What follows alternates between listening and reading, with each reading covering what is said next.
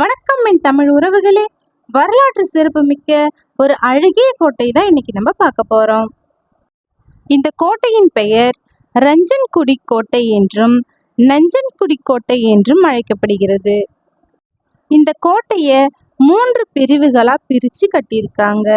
கீழ்கோட்டை, நடுக்கோட்டை, மேல்கோட்டை என்று 3 பிரிவுகளா பிரிச்சிருக்காங்க. இப்போ கோட்டையின் 2வது நுழைவாயிலை கடந்து நம்ம போயிட்டு இருக்கோம். இந்த கோட்டையில என்னெல்லாம் இருக்கு அப்படின்னு பார்த்தீங்கன்னா, கோட்டையை சுற்றிலும் அகழிகள், சுற்றுச்சுவர், பீரங்கி மேடை, கொடி மேடை, விதான மண்டபம், தண்டனை கிணறு, வெடிமருந்து கிடங்கு, குதிரை லாயம் போன்ற பல விஷயங்கள் இங்கு இருந்திருக்கு.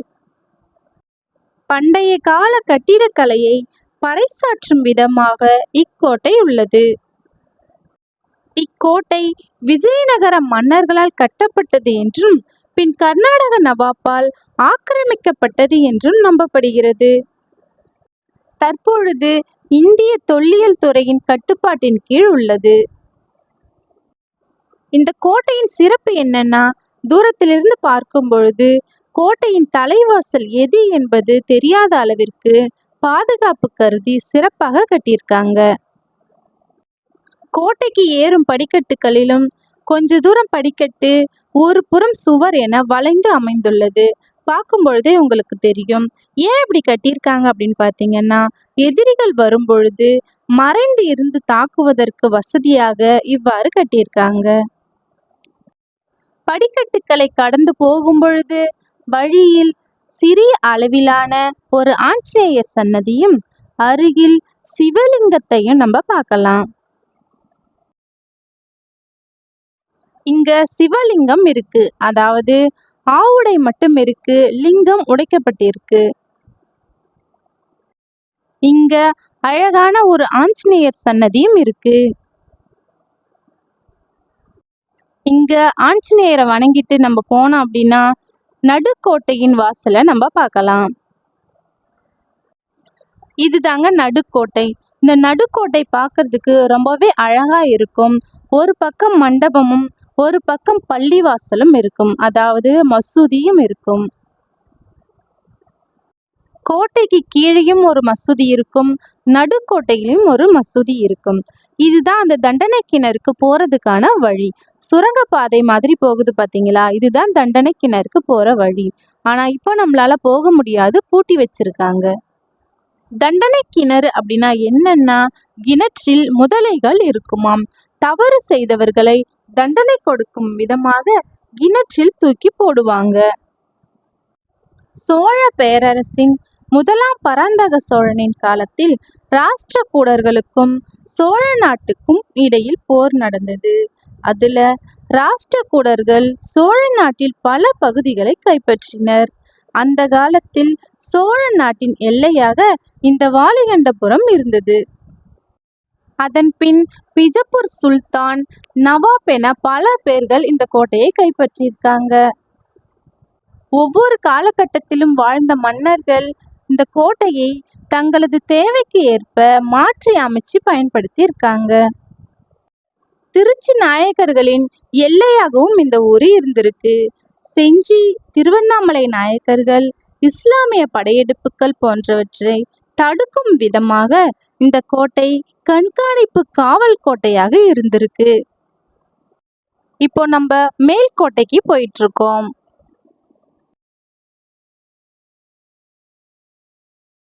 மேல்கோட்டையில இருந்து பார்க்கும் பொழுது வியூ பாயிண்ட் ரொம்பவே அழகா இருக்கும்.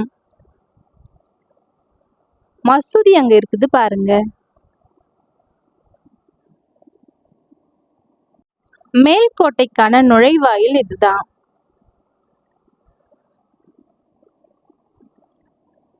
இந்த கோட்டைக்கு வால்கொண்ட கோட்டை, புலிகொண்டா கோட்டை, துருவத்து கோட்டை என்றும் தூங்கா அணை என்றும் பெயருண்டு. தூங்கா அணை என்றால் என்ன அப்படின்னு பார்த்தீங்கன்னா, கோட்டையின் நுழைவாயிலிருந்து பார்க்கும் பொழுது ஒரு யானை படுத்திருப்பது போல வடிவம் கொண்டது. ஆதலால் தான் இக்கோட்டைக்கு தூங்கா அணை என்றும் பெயருண்டு. கிபி 16ஆம் நூற்றாண்டில் கட்டப்பட்ட கோட்டை என்று நம்பப்படுகிறது. கண்டிப்பா இந்த கோட்டையை எல்லாரும் ஒரு முறை வந்து பார்க்கணும். பல படை வீரர்கள் சென்ற பாதையும், வாழ்ந்த இடத்தையும் பார்க்கும் பொழுது, அந்த காலத்துக்கு போய் பார்த்த மாதிரி நமக்குள்ள ஒரு உணர்வு ஏற்படும்.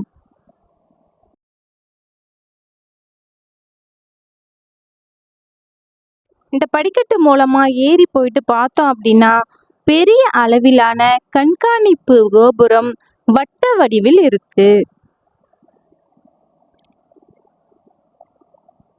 இந்த கண்காணிப்பு கோபுரத்து மேல இருந்து பார்க்கும் பொழுது ரொம்ப தூரம் நமக்கு தெரியும்.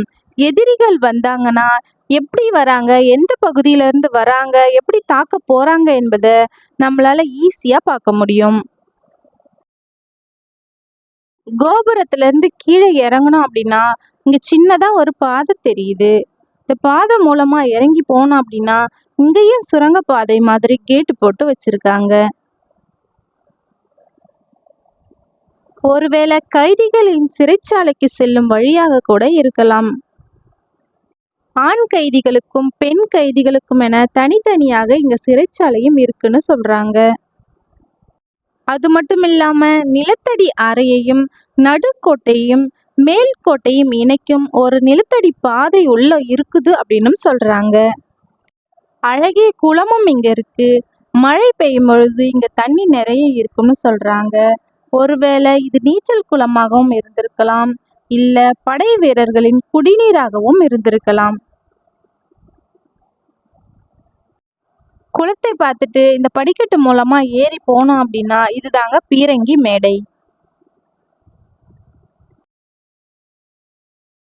இது வீரர்களின் பாதுகாப்பு கோபுரமாகவும் பீரங்கிகளை வைப்பதற்காகவும் பயன்படுத்தியிருக்காங்க.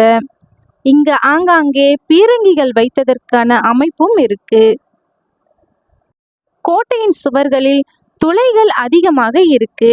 இந்த துளைகள் மூலமாக மனிதர்களின் நடமாட்டத்தையும் எதிரிகள் வருவதையும் கண்காணித்து தாக்குவதற்கு வசதியாக கட்டியிருக்காங்க.